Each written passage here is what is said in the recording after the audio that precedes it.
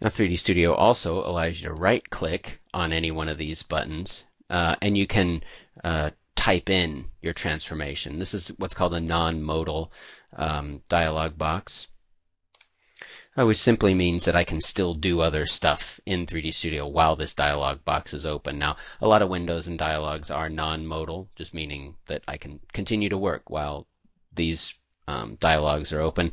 Some are modal, meaning that you have to type in your input or accept a command or whatever before you can actually go back out and do things in 3D Studio. So I could leave this move, transform, type in someplace that I want to work in it and just continue to work, move it around this way, and you'll see it'll update here.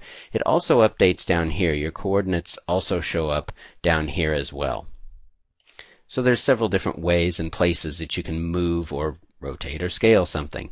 Again, graphically here in the type in, so if I knew I wanted it to be 1 foot up in the air, I could type that in and it would go up 1 foot in Z. That's that direction up in the air. Now these spinners also work, so as I click on these I can spin it around as well. Spin it up and down and it'll update to reflect what I've done. And then another handy thing in 3D Studio, if you right click on any spinner, it will set it back down to its default or lowest value, which is commonly 0.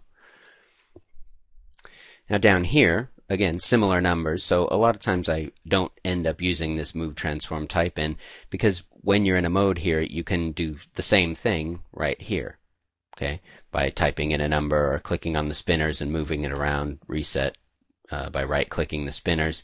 So you can do that right from here. So I often don't use those. However, this section here also has this switch, which switches these numbers from absolute mode to relative mode, which means that in absolute mode, if I set this number to 1, it's going to move 1 foot up in the air. If I set this number now to 2, it's going to move to 2. If I set it back to 1, it'll move back down to 1. That means it is in world coordinate space, and so this number reflects whatever 1 foot up in the air all the way through the world. Okay. If I change this, click this button, change it to relative.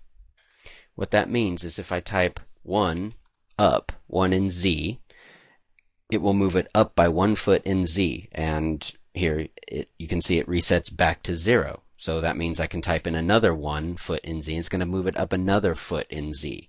So I can go